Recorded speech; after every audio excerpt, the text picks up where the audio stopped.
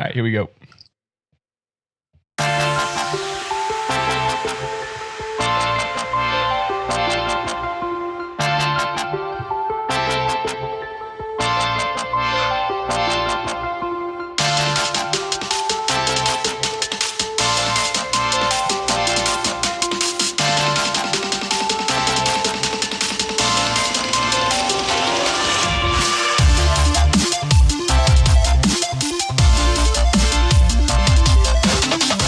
Welcome to Run with Purpose. This is episode number 76. And for those of you that are new to the show, my name is Flores, and I'm so very glad that you found this podcast. Would love if you would subscribe, and you can reach out to me on all the socials everywhere at flores.run. I hope you guys like that new jam. It's a little shorter than the other jam. I'm going to have to figure out the timing on that. I didn't realize it literally just ended. I was like, wait a second, there should be some more that I can fade out, but I can't. But today you guys are in for a treat. I think it's going to be a really, really great conversation. Our guest today is, he's kind of awesome. You know, checked out his Instagram. We're scrolling through, doing that little social feed stalking, if you will. But Chris, thanks for being on the show today. Thank you so much for having me, man. And yeah, I like the new song. So dope. I don't know if it matters my opinion that much, but I'm digging it. Yeah. I think it sounds good. Perfect. But yeah. We did a little bit of social media stalking and we were able to connect, and you had some of my friends on the show, and I just can't wait to chat with you. You bring such an interesting light to podcasting and to Instagram when I happen to stumble across you. And it's such a positive energy, man. So I can't wait to chat. Yeah, I appreciate it.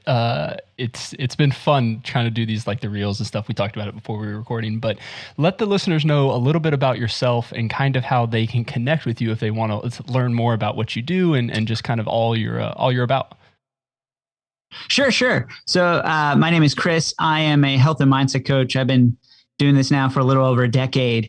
And I really enjoy helping people uncomplicate fitness. You know, that's the thing that I've really started to understand, is that it's not so much health and fitness, but it is gentle health and kind fitness. That's really what it is. And I feel like it often gets overlooked. This idea that it has to be like all or nothing with everything. And that's not the way it is. So I help folks get out of pain, heal their relationship with food, and make confident decisions. And that's going to play a lot today when we talk about the topic we're going to dive into. But if folks are interested in seeing what I'm up to, you could follow me on Instagram at coach.chrismcmahon, and also on TikTok. I'm the same exact handle, sharing content all the time. For folks who want to work with me directly, I do some one-on-one coaching, but now my main thing is I have a group coaching program that folks can be a part of called Project Aligned and Alive. And a lot of the stuff we're going to be talking about today is why I created that group coaching program. It's just so important for people to feel like they can be in alignment with themselves so that they can get the most out of every single day. That's really what it boils down to. What sort of feeling, what sort of intention do I want to set for my day, for my life? And how can I achieve that and continue to move up the rungs of success on the success ladder? However you define that for yourself, everyone's going to have a different definition. That's what's so cool about it. That's what really lights me up, is that it's not going to be the same for everyone. People can have the same goal, but it's coming from a different place. It's coming from a different spot within yourself. That inner beingness is different for every single person. No one's the same. And if you think you're the same as someone else, how dare you? How dare you? Because you're here to be unique, and your uniqueness is what makes the world go round. And we often forget that. So that's what Project Aligned and Alive is all about.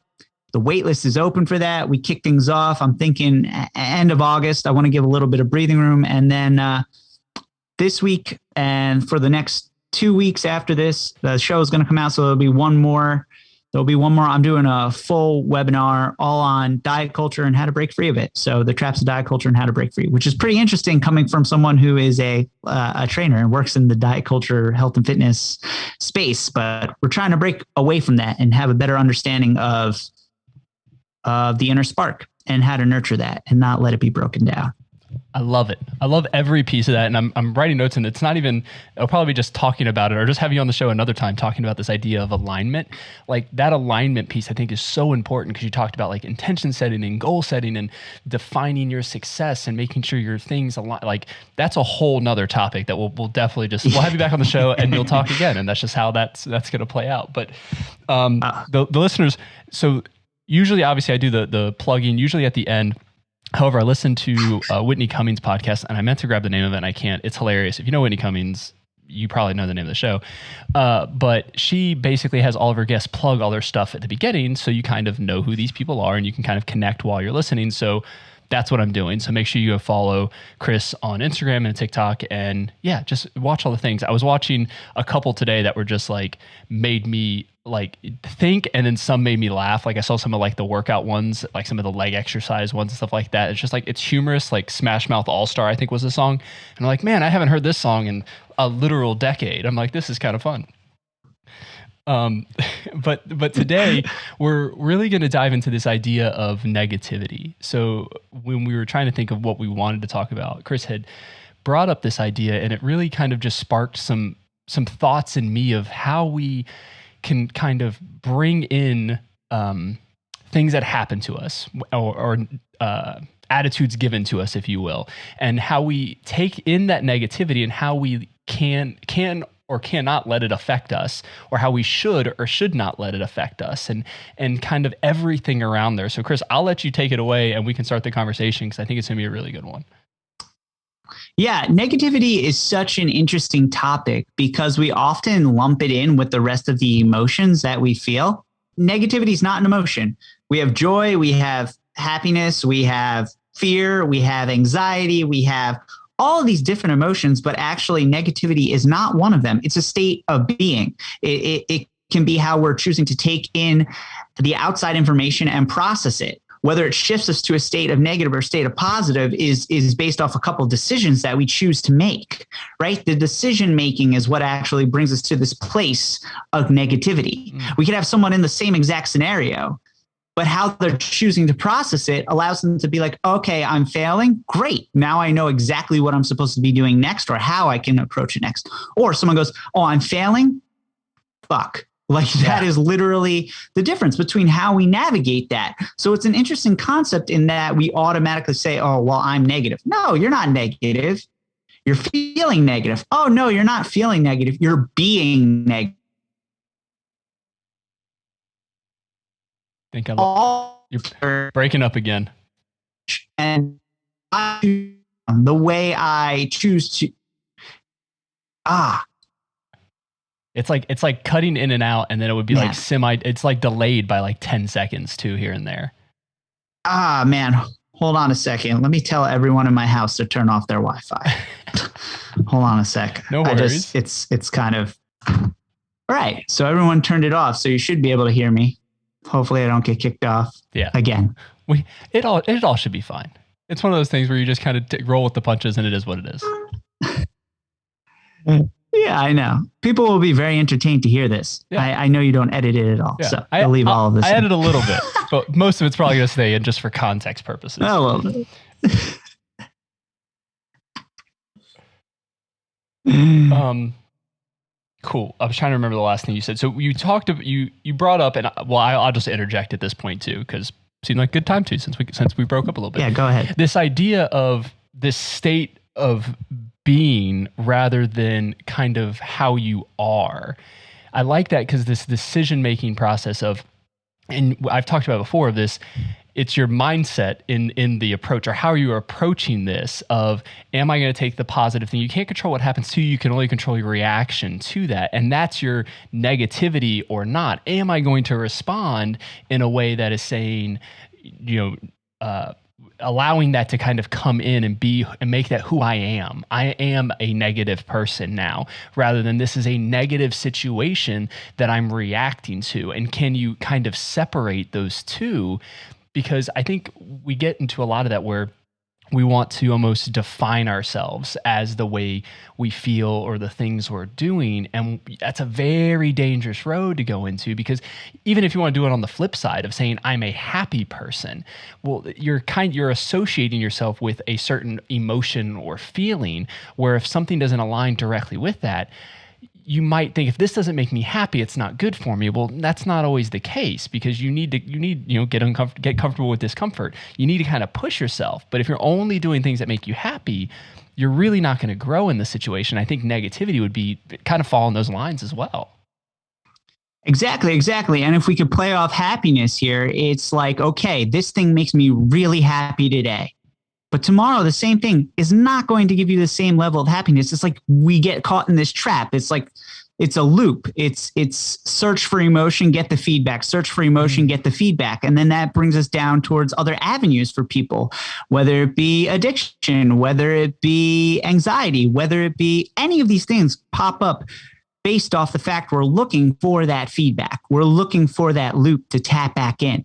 And it's just such an interesting way to approach it or look at it. And a lot of it has to do with the stories that we lay for ourselves, or that are laid from our young age, right? It has really everything. If we were to boil it down and we were to say, okay, this is really upsetting me right now.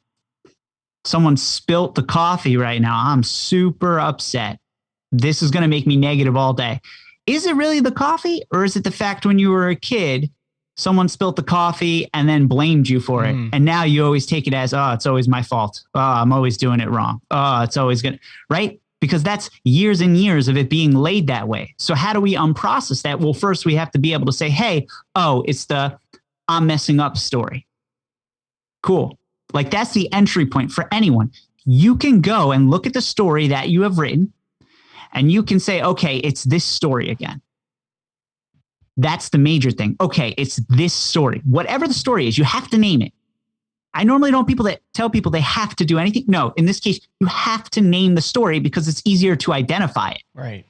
Because you'll find it's always coming up.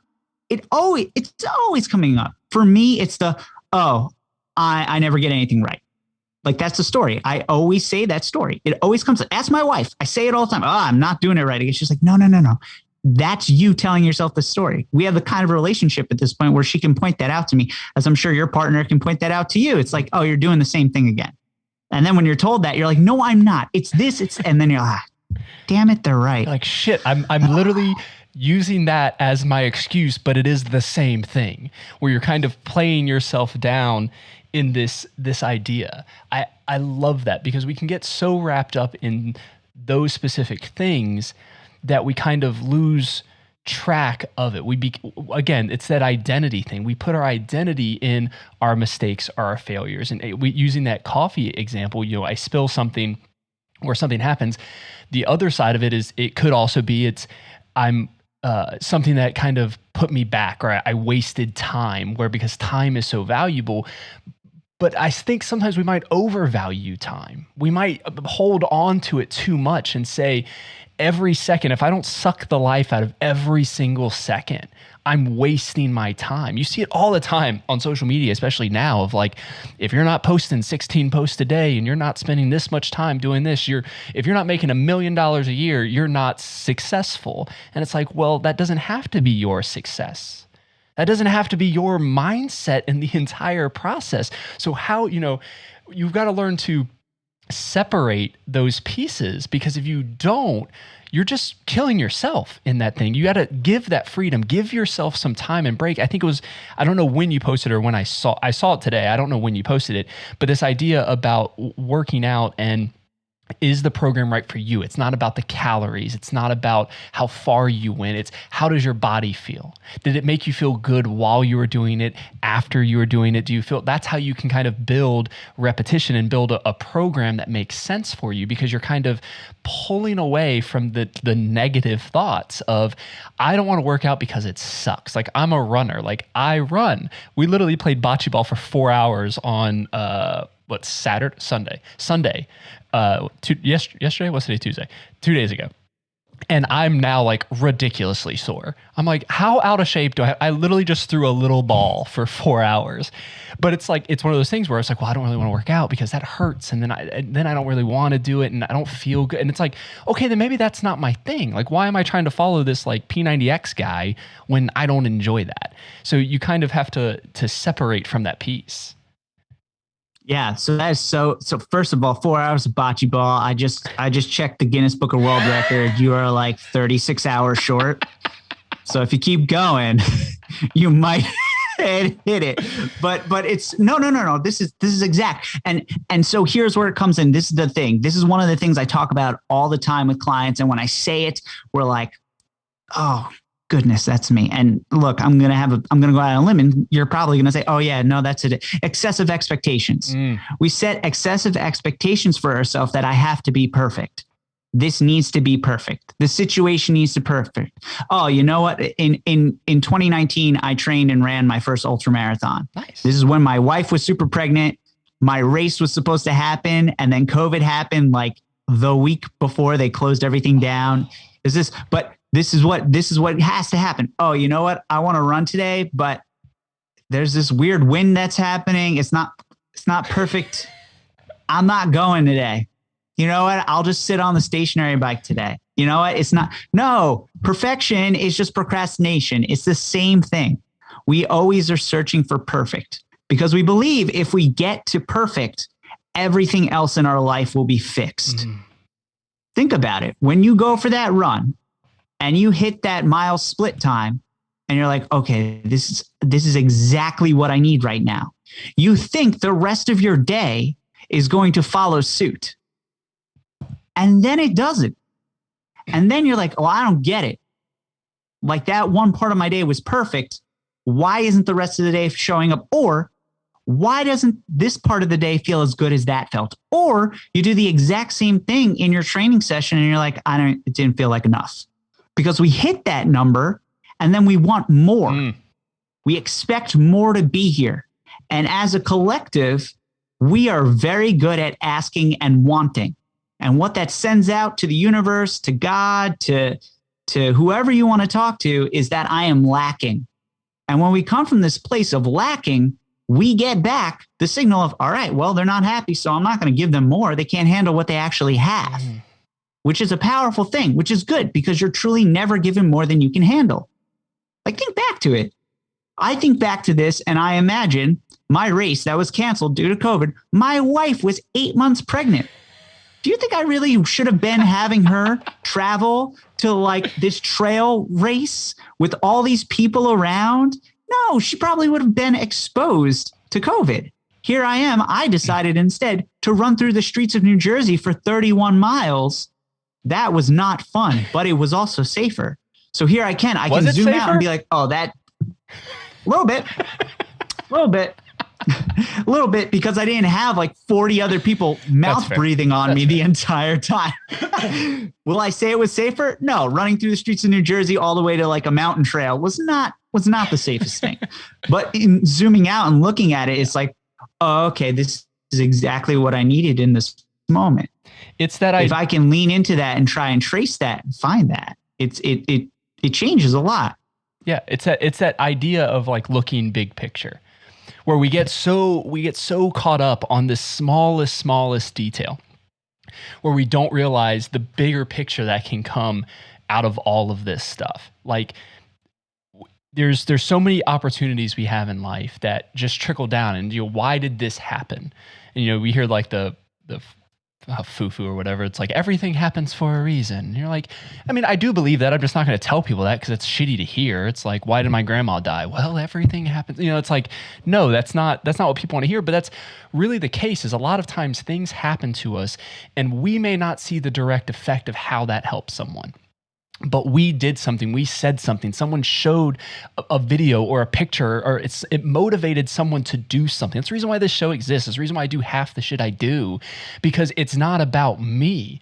It's about making whatever I do live longer than that. I don't want my name, like with Hangry, I don't want my name to be, oh, I remember Hangry, that was Jonathan's things. Like, no, I remember Hangry, they were feeding people. And how can we give back to more? So what can happen is when we get into this negativity mindset where it's really a selfish me kind of thing of I'm bringing this into me, we soak in it. And then you're not helping other people. You're not kind of spreading the love or spreading the wealth that you have. And then to your point is you're not going to be given more than you can handle. And whether that's I believe it is like a biblical truth and that sort of thing, or it's literally something that's like, if your hands are closed, you will never get more because you can't. You literally just can't have any more in it. So when you're holding on to all of these feelings, emotions, state of beings, if you're holding on to this negativity saying, this is who I am, and we're like, well, let it go. And you're like, I can't because this is me. This is what, and you're like, just do this. That's all you need to do. Open your hands, and now all of a sudden you're like, wait, I'm freeing myself from this attitude or this state of being. I don't have to sit in this negativity. I can live and be joyful and be happy with the everyday experiences. Yeah, and you put it so beautifully, the concept of squeezing the hand and then letting it go, letting it flow through. And it's this whole concept, again, I know to bring it back to it, is this idea of we're attaching to a story. We're literally, when we feel that sense of negativity, when we feel the fear, when we feel the pain, we can instantly snap back to the moment we first felt that. It's so easy. But if I was to ask you to go back and describe like the moment of like joy, it's like, I got to search through and kind of find it for a second, unless there's like some milestone moments, right? Birth of my son, joy. Watching him swim in the pool 5 minutes ago, joy. But we often don't see the joy in everything. So if I can go back and talk about the saying of like, oh, well, everything happens for a reason. Yeah, that's a shitty thing to say to someone. It is. But we can reframe it and we can look at it this way. Okay. Yeah, it had to happen. I don't know why, but I do know that I learned something from the moment and I was able to grow from the moment. If I am learning and growing, then I am literally progressing. Those are the two things that keep us going as a human race. Our ability to learn and grow. And we choose not to identify that because it's not sexy. Right? If Elon Musk came out and said, you know what, I really learned this thing and I was really able. No, he comes out and he says, yep, I'm filthy rich. I'm going to go to space now. That's what I feel like doing. Right? Because that gets the flashbulbs to go off. That gets people to write the pieces. That gets people not to like him, which drives more people to buy his stuff. Right? It's this loop that we can't actually say, no, this is how I'm learning. This is how I'm growing. This is how I'm sitting in the shit. It's cool. I like that. No one ever says that. Yeah, I like that sitting in the shit. We say when we're running in like just not great conditions, it's embracing the suck. The suck is going to happen, but you need to embrace it and kind of let it come over you, not overwhelm you, but be in that moment. Because when you're in that moment, you can't experience joy without the bottom of it. You can't have it because you don't know what to measure it of. Is this shitty part joy? Well, I don't know if there's something below it. How do you kind of measure those pieces? So when you think of those, like sitting in those crappy moments, or sitting in the shit or whatever, embracing the suck, however you want to call it, when you sit in those moments, you realize, hey, I am grateful for this X, Y, and Z thing. This thing happened because, and I learned and grew. I love that learning and growing from the moment. Whatever that situation was, I learned in that process. You can take a step forward. Because I've always said it, like if you're standing still, you're not growing because there's just no growth when you're not moving. You have to be moving towards something. It doesn't have to be a big grant. You don't have to be going to space. You don't have to, be this big entrepreneur making millions and millions of dollars. It's what is success to you? And how can you bring that light into, into existence? Like just being the actual light and stuff like that. So we've kind of touched on this idea of kind of the negativity from within, really, because it's how we feel ourselves in our story. But how can we, do you have any tips or advice of how we would handle negativity, like from an outside perspective, like the negativity coming to us, how we kind of handle that in a way that is productive, but also not like lacking empathy, I guess, to the other person. Yeah. So it's you're rubber, I'm glue. Anything you say bounces off me and goes back to you. But That's the truth. It's a true statement. It's this idea that whatever the other person is saying, we're choosing to interpret it, or we're choosing to put on the lens to say, okay, that's the thing I'm actually afraid of right now in myself. So I'm going to choose to interpret it that way and say, okay, yep, they totally know about my childhood wounds. That's what they meant when they said, okay, Junior, like that. No, they just said it. They probably didn't even say it with that tone. You know, they probably just said it a certain way. No way the guy at the bagel shop knew how my father interacted with me. So there's no reason for me to take it and bring it on that way. But we do, because we're human and we have judgment. And judgment has kept us alive for thousands upon thousands of years. But what we have to understand in these moments, what we get to understand within these moments, are that we don't know the other person's story. So instead of saying, or instead of going about it and saying, you know what, forget them. No, it's, you know what happened? What happened to them? What's their story? Because I know my story just like they don't know my story. Yeah. So then what we have to do is we have to go back. We identify the story. We name the story again. We literally have to, again, we name the story. And then we go, okay, cool. What's my intention? What am I hoping to bring to this world within this moment, within this day? What am I hoping to bring? Okay, I want to be kind. I want to be grounded. I want to be empathetic. Cool. What does that look like today? Because it's going to be different every day. You're going to need different shades of every intention, every identity, whatever you want to call it. It exists every single day, and we get to choose how it comes through. Yeah. But we first have to, this is something I call bend. We first have to bend whatever that feeling is that's coming up. To bend it, you have to breathe. Literally, you have to breathe to ground yourself, to bring yourself into the present moment. Do something super simple. You could breathe in and out of your nose for 30 seconds and just focus on for that 30 seconds. You could do 4-6-4 breathing. You could just inhale for 4, exhale for 6, inhale for 4. Just do it for 30 seconds. And during that time, you'll be able to examine whatever the story is. So you can name it.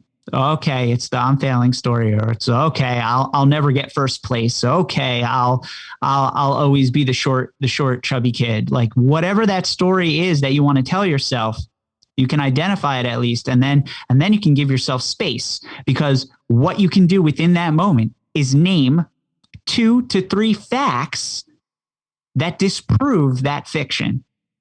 What are those facts? They can be super literal. It could be like, okay, I'm failing. Well, no, this morning I'm doing a podcast. This morning I got my son up. This morning I gave my wife a hug. A failure wouldn't do any of those things. I wouldn't do any of those things if I was actually failing. No, there's always a win. There's always gratitude. I consider gratitude the daily pursuit of joy. That's what gratitude is in my book. And we can find it in those crappy moments and in the great moments. They're all the same. It's all a wash. It's a choice that we get to make. And then once we can name the facts, then we have to make sure that we don't undersell the facts. We have to really celebrate them. We have to lean into them as much as we possibly can. If there's anything I would hope someone would take away from this podcast, from the episodes you've done, from this episode, is that you can never undersell the work that you are actually doing within your life. No one can see the work. No one can see the underlying work that you are doing within. Like I have been diagnosed with anxiety, OCD, depression, alcoholism, all of those things. Addictive tendencies runs in my family, and the depression I've had since I was a kid, didn't know that's what it was. Really rough stuff. The thing that allowed me to get out of it was to identify the fact that I opened my eyes in the morning. It started off really small. And from there, when you start small, then you start to see it all. You start to see everything kind of snowball. So that's why I teach you now. If you don't know, you have to keep it, whatever it is, keep it less than 2 minutes. Keep it so small, it's ridiculous not to do it, but then celebrate it as if you are Indiana Jones and you have replaced the gold with the sandbag. You still got that boulder rolling over you, but guess what? You survived it and there were no snakes. So you have to celebrate everything that way. Everything that way. Literally the fact that you are breathing, the fact that you are walking forward, the fact that you are opening your eyes, the fact that you celebrate it because we all have the same thing in common. That's not going to be a possibility one day. Yeah. And it can just start with the smallest thing and it changes everything. I'm living proof of it. There are millions of people who have done this. And sometimes people like to dress it up and make it seem more complicated than it has to be. Start really ridiculously small and then just celebrate it. And you'll pursue the joy every day. Love it. Dude, the amount of notes, like you guys can't, well, you probably can't see because the amount of notes I just took in that little short session. If you're not watching this on Instagram TV or YouTube, you should do that. If you didn't know, they're on there. They're all the interviews are on there. There's just so much there. So I'm going to take a step back to our kind of not knowing other people's stories, because I think that is something that as a culture right now, we're not doing a great job with. We assume that if someone says something or acts a certain way, we're assuming everything about them. If you voted for this person, that means you're X, Y, and Z. If you don't do this protest, that means you're obviously against it and you support X, Y, and Z. If you don't write hashtag free Britney, you obviously like Christina Aguilera. I don't know, whatever the case might be, whatever your situation is, we get into this where we make all these assumptions about people. And again, to your point of not knowing their story, if someone is rude to you, if someone cuts you off on the freeway, whatever the case might be, whatever happens, they have a story as well, like you said, just like you have a story. And how we kind of take that step back. I love that idea of just breathing for 30 seconds, just literally taking a step back. You have an Apple Watch, just use your breathe app for 1 minute. Just sit back and just sit in the situation and understand, okay, what is actually happening here? Am I responding out of my story? Am I just lashing back out because that's how my dad treated my mom or my mom treated my dad, and we're just going straight after it? It's like, no, if there's a problem, you directly go after it. I have this problem with my wife all the time, and I know it, and I get pissed off at myself when I see it, is she'll say something and instantly it's like I'm less than a man. That's how I take it. I take it as I'm just not man enough for her. Grew up on a farm. Her dad's a farmer, and like, it's like real men stuff. And I'm like, my arms are like chicken wire. I don't lift things. I don't like getting dirty. Like it's crazy. But I feel this like pressure all the time. And that's kind of my story, is I'm not being good enough. And whatever the case might be, I do all of these things, and I feel like I do well. And then I try to, again, celebrate those small things, but I can hone it in on myself. But she had a different background than I did, and she grew up differently. So when she says something, she's not meaning it that way. She's not intentionally going after that. And I think we always go to we assume their intentions instead of knowing their story. If you don't know their background and how they kind of came into this situation, well, then you can't really see it through their lens because you don't really know. And that's why I love this podcast, because it gives me the opportunity to talk to other people, but even not on the show, is if I have a difference of opinion with people, I don't have to agree with everything you say, but I want to learn. I want to know how you see things. You're probably not going to change my mind, but I'm at least going to be a little more knowledgeable in the subject and go, okay, I understand where you're coming from. And we can have that dialogue and discussion back and forth. I had, seriously, Roadcaster just stopped recording, but who knows when that happened. It's not recording now. Well, good thing Zoom's recording, so hopefully it's picking up the rest of the audio. What in the world is going on here? I hope Zoom's recording it. All right, I need to fix this real quick because shit. Yeah, it's all right. It says recording in the top corner too. Yeah, I was like, the Zoom's recording, but I'm not getting the audio here. So hopefully, I mean, you heard the music and stuff before, right? When we were starting it.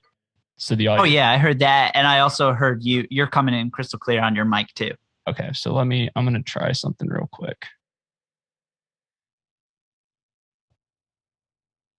Yeah, I had a feeling it was an old memory card that I wasn't trusting, and I should have known better. Oh man, we're just having a bunch of fun today, huh? But look, now you learned that you just gotta listen to your intuition. You can't push it aside, man. Yeah. It knows. It's gonna. It knows. It might silence me for a second. I got to format this memory card. I don't know if it's gonna silence it or not. Yes. All right. Mate, still working. Can you hear me still? No. Yeah. Okay. Well, it's formatting right now. So once that comes back up, it's going to be a fun audio to process and edit because it's going to be in 15 different pieces. But it's okay. Well, I'll keep talking and then we'll figure it out from there. But so yeah, the idea of not knowing someone's story and like their intentions and how they're going through things. We had a conversation with my we had a conversation with my wife because I was with her dad and her brother, and we were doing, it was like last year sometime, and we were like putting a fence in at the farm.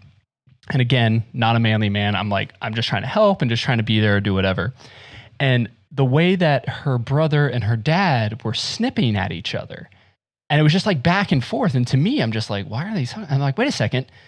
That's how Kayla grew up. She grew up to those snippings, and that's just how they talk to each other. So why am I getting so it just like unveiled everything? And I literally came in that evening and I said, honey, I apologize. Like, you can't help this. This is your lens that everything is coming through. And you react in this way, and it's not wrong to you. Not that it's wrong in general, but you're not hearing it the way I'm hearing it, because that's just how you've heard everything. And we get so down a path of this is the right way or this is the wrong way. If you don't do it my way, well, then there's a problem. So I think we have to understand people's stories. Kind of, we assume their intentions, not knowing their stories is kind of the big picture there. And then the last piece I think you said is leaning into those facts. Again, writing all these notes, like that's probably my personal takeaway with this episode, and it'd probably be the entire episode, is not downplaying any of this stuff that I'm trying to do. And there's a fine balance. And I think that's where, as an introvert, I get hard to figure out is, okay, when does it become cockiness?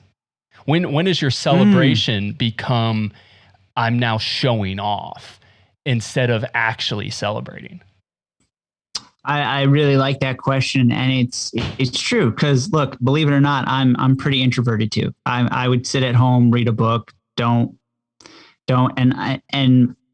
for the first 15 years of going to school and everything, I was a theater performer. So like, look, opposite of introverted, need to be in front of people, need to crave attention. But what's going on the inside is I'm having a micro panic attack when I have to be in a group of people with faces I can actually see.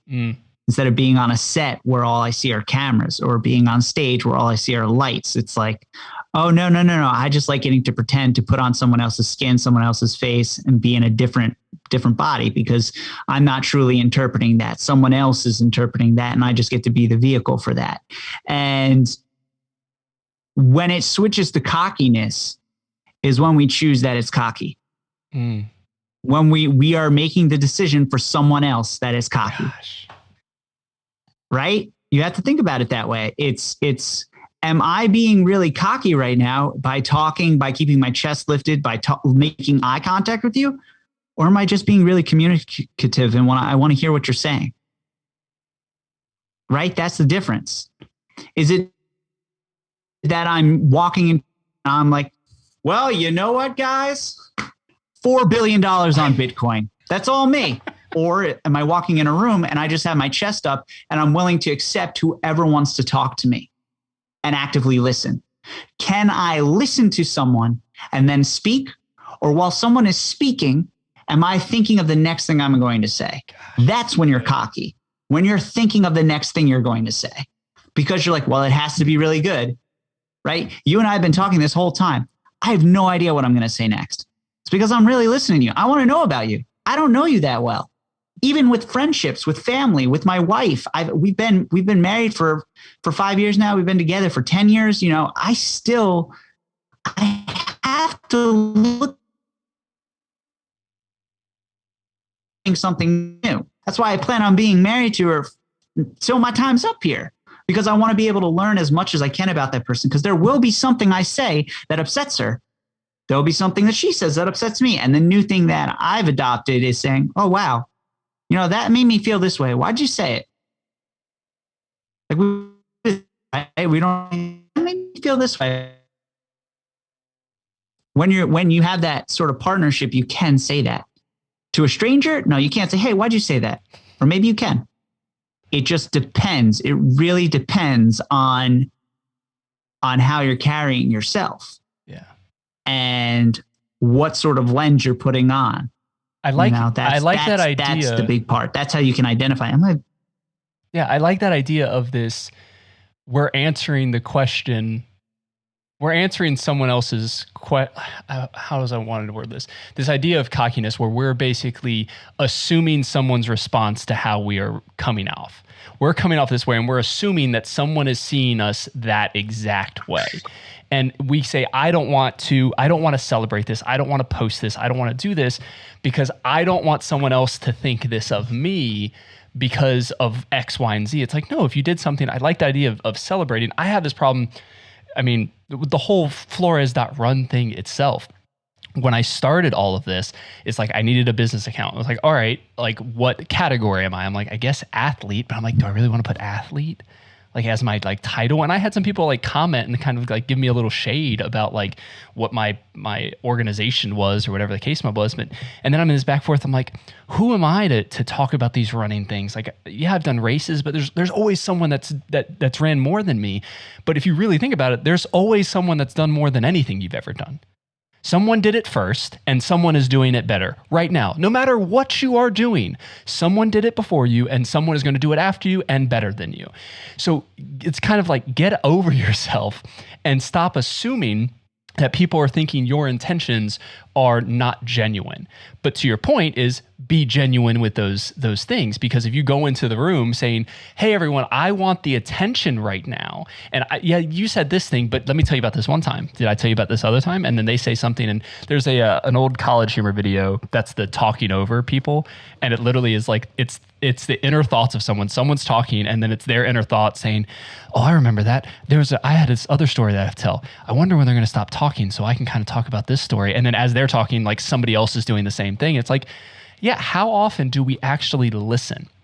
Do we actually absorb what the conversation is so we can learn and grow? It's, interpersonal relationships are the same thing as far as task and goals. If you're not listening and learning from those and moving forward, you're really not going anywhere with them. Yeah. Yeah. And that's such an interesting way when we get to look at it that way, because truly it's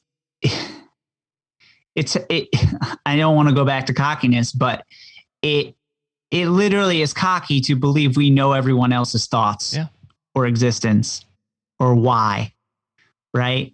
And I love this thing where you're like, yeah, I hesitated to kind of put that, like I was an athlete and people sent me messages and they gave me well, what's their story? Are they just upset that they haven't leaned into what they are actually here for, what they're actually doing? And this is where it comes up, this idea of cockiness, this idea of intent. Look, we have to be clear with what we're doing within our life. Are we trying to live our life on a hobby? Or are we trying to live our life with passion and purpose? Because that equals plenty. Plenty of whatever we want next. Our passions, or the things that we are put here on the earth to do, combined with that purpose, right? Our purpose is the thing that we are meant to do. Our passion could be running, could be feeding children, could be all of these amazing things. And I get to use the vehicle of my networking skills, my vehicle of running races and attracting notoriety and bringing a label to a cause, being able to run my races, wearing my hangry gear. People now see that. People now know what that is. Am I being cocky by doing that? No. Am I bringing attention to a greater cause? Yes. Do I now have a platform where I can talk about those things? Yes. Am I having plenty of opportunity for growth and for learning? Absolutely. So that's how we begin to navigate that. And you can do that within your own life right now. It's like, look, for me, what do I want? I really want to shift the space of health and fitness. I want it to be gentle health and kind fitness. I want it to be open to whoever, whatever, and not to have to label people, not to have to say you're fit or unfit based off how you're looking on the outside. Again, we don't know everyone's story. We don't know where everyone is. Size, it doesn't matter. It really doesn't. Because there are tons of people who technically would be considered overweight who have run ultra marathons and competed in all these events. Their outer doesn't match the inner. The inner work allows you to have the outer work. It's a reflection. The inner work is the most important thing. The feel is important. It truly is. Even medically. I'm type 1 diabetic. I'm 146 pounds. I am in pretty good shape. You would never know that looking at me. You would never know that. Went to the doctor, like a walk-in clinic, and they saw that on my thing. I feel I was diabetic. They said I didn't look diabetic. I was like, well, who are you to say what I look like? Who are you to say what my story is? Yeah. Who are you to know exactly what my feeling is or what my label is? Labels don't exist. We choose that. That's a thing that was put upon us. And that's very unfair. It's just like judgment and self-judgment and shame and guilt. Self-judgment and guilt are good. They are really good things. Guilt comes from our moral compass. Guilt comes from us recognizing and learning and saying, okay, I maybe could have done things a little differently. Let me either open up and have a dialogue about this, or let me go and do some inner work and then come back and be at another level of my success story, another level of my inner journey. Shame is when someone else puts it upon us that we should feel bad. Mm-hmm. Shame is cast upon us. Shame is not something we actually create. It's when someone else looks at us and says, hey, you know what? Flores, you know what? You really shouldn't be running right now. You're really not. Why would you label yourself an athlete? Like, when's the last time you even ran a race and won, right? Someone could say that to you and suddenly I feel shameful because I put out the amazing things that I want to do. So then is it cocky or is it shame? Because that's right. You see how easy it is to shift between the two if we can actually zoom out and examine where it's coming from. Because again, you have to name the story. Right. And I think that whole point there of taking that step back, that's the important piece, is defining it, naming that story, understanding the underlying root situation or whatever it is that you're seeing things through. What is your lens that you're putting on when you're seeing these things, right, wrong, or indifferent? It's your lens. And yes, certain people might need to adjust their lens if things aren't necessarily morally compassy right, if you will. But you have to understand that's your lens. And how you see the world, not everyone else is going to see the world. And in that process, that idea of the cockiness and shame, like that's so true because it's two sides of the same coin. It's just how are you phrasing it? How are you letting it go through your lens and come out? And how are you portraying it? And I think I have a lot of things, and I've been better with this of late, of not that I don't care what people think, but I don't really care what they think. Like I want to bring value to people's lives, but if someone leaves me a negative comment or doesn't share it or doesn't do whatever, like that's cool. That's what you want to do. That's what, like, I don't have room in my life to deal with that because it's not bringing me anything. It's literally just a doorstop. I'm literally getting to a point and you're saying this podcast sucks. Well, I'm just, okay, thank you. I'm going to do my next episode. Like, you know what I mean? Like I will take criticism. Most of the time it's not constructive, but it's just like, I will take it and go, okay, that's a good point. I appreciate it. I'm not changing anything about it. I do it with, so like my day job, I'm a data analyst and I do visualization and stuff like that. And I do it all the time where like I design something that is visually appealing based off of how end users will use it. Now, sometimes the people that review my stuff aren't visualization experts. So they don't see it that way. And I'm like, I appreciate your feedback. I'm not changing it. But it's still being able to listen to that feedback. I'm not shutting it out saying, don't tell me anything because I'm not going to do anything you say. It's like, no, give me the feedback. And then I can process and say, okay, yeah, that is going to be helpful.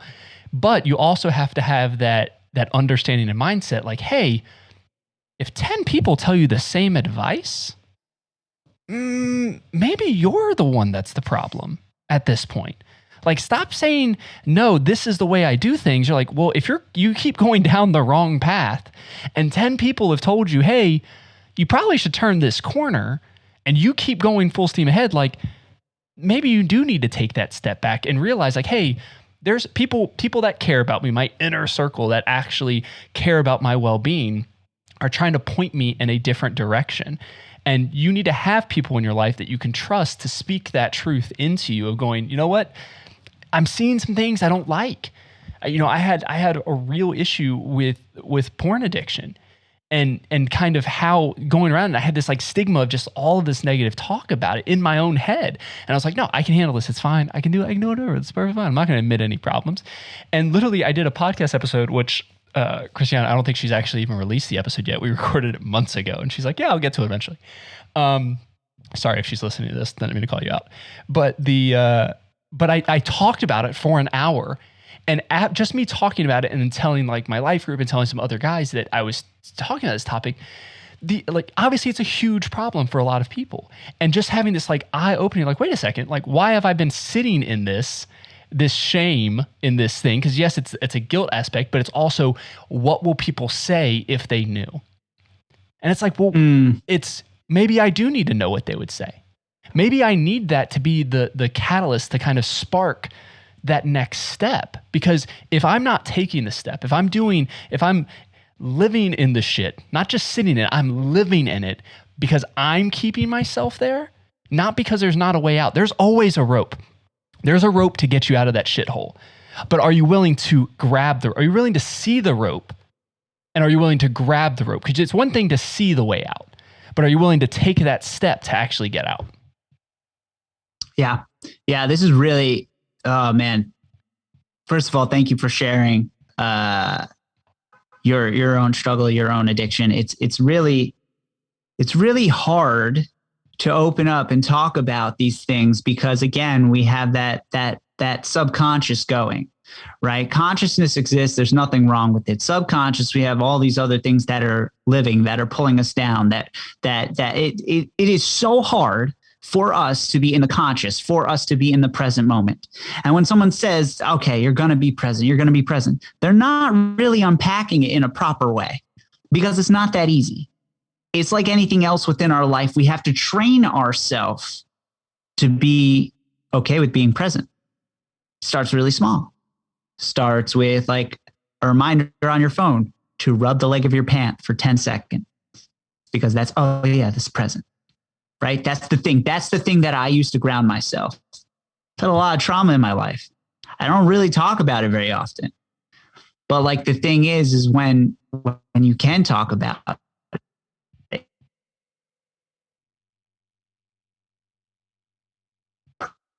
Losing you again. I buried a lot of things really deep down. And that's where the negativity comes. Oh, can you hear me? Yeah, I can hear you now. I lost you there for a second, but. All right. Cool. Okay. Yeah. For me, I bury a lot of things deep down. And that's where the negativity, that's where it dwells deep down because we bury it and we layer it and we layer it. And for me, it was like, it was so far gone that when I was finally able to unearth a lot of things, it was like, oh, shit. Okay. Well, can I talk about this? Can I say anything about it? If I say anything, what are others going to think? Oh, wait, it doesn't actually matter what others are going to think because I'm doing the work. And doing the work is this magical thing. Doing the work for me looked like admitting I had addiction, admitting I had depression, recognizing that like, oh yeah, I was molested as a kid. I blocked it out. Oh yeah, that makes sense why you're depressed and why you drink. That makes sense. That makes sense why you have OCD, why you became addicted to exercise, why you have an addictive personality. Oh yeah, you're looking to fix things. Oh yeah, your father's an alcoholic. So, oh yeah, you want perfection because in your life, the only thing you can control are the things that you do. And these are all things that when you talk about them, there's all the stigma behind it, all these things behind it. You know, being the little boy who cries all the time or gets along better with girls all the time, getting teased all the time for all those things. Like I could have been hyper masculine and felt like, okay, well, I got to fuck all of you. I'm going to do it the way I want to do it. Or I could just be kind of myself, which is, yeah, I'm just cool. I'm cool with things. I'm cool with how things are flowing right now. And raising a small child at this point in time, it's you can notice all of these things that, like, as a kid, that were probably not ignored, but just weren't really embraced. Like, my kid is he's such a little crazy guy. And I embrace all of those things. Like, I embrace it. I embrace it so much. He's walking around today. He's got mango up his nose, banana up his nose. He doesn't care. Why am I going to tell him he's doing it wrong? It's like, no, you're existing as much as you can in your conscious, not living in the subconscious. So it's like, there's a lot that happens there. And it's pretty amazing when you can, even for 10 seconds during the day, start to exist in that space. 10 seconds is all it takes. 10 seconds, 20 seconds, 30 seconds, building up to meditating for like 5, 10, 15, 20 minutes. Like, that is what allows you to come back into alignment, allows you to unpack the negativity, allows you to be able to exist within the breath, within the things that ground you here to the reality that we actually have. Like, all of it starts with just 10 seconds. Absolutely love it. And I'm not going to say shit after that, because that's how you end an episode. Dude, thanks so much for being on the show. I think all these things are super helpful. I've got a ton of notes for myself. I think people that are listening to this are going to get a lot out of it too, but I'm definitely going to have you get on again, because the alignment piece, I think that is, so many people miss that mark. And I think that's going to kind of just be that aha moment for people of just like, no, okay, that makes total sense. Why haven't I thought about that before? Because I think a lot of this stuff, I said I wasn't going to talk, and now I'm talking. I said a lot of this stuff is, people know it, but they're not putting the pieces together. They're not realizing that this affects that. They don't realize that their thoughts about dieting and food and exercise affect their mental well-being. They're only worried about the physical aspect of it, or the other way around is, my relationships with people shouldn't affect whatever the other thing. All of these things are related, because the way our brain works is, it's firing off all cylinders all the time. You can be overwhelmed in your processing of things, that you kind of forget that things connect. And when you only focus on one part of your overall well-being, you're really going to lack in another. Yeah, it's all connected, and it's all your allostatic load. Those stresses that you place on the body affect you mentally, affect you physically, affect you on so many different levels. And when you can see that there's a spider web effect, it's literally every single piece touches every single piece, and it creates a ripple. And we can have a ripple in everything we do. And it goes on and on and on and on. And when you look at it that way, it's like, oh yeah, that small ripple created a tidal wave somewhere else. It's just, it all starts with dropping the pebble in the pond, in the ocean, whatever you want it to be. And I don't know how many more water metaphors I can think of. But it's really this idea of like, oh yeah, okay, I'm going to start it here and now. Mm-hmm. It's going to be whatever it is, really small. And it's just going to change everything. And you get to make that choice. And that's the powerful thing. Yeah. You could say, all right, I'm going to only write with blue pens right now. That's going to change everything. Oh, you're right. It does.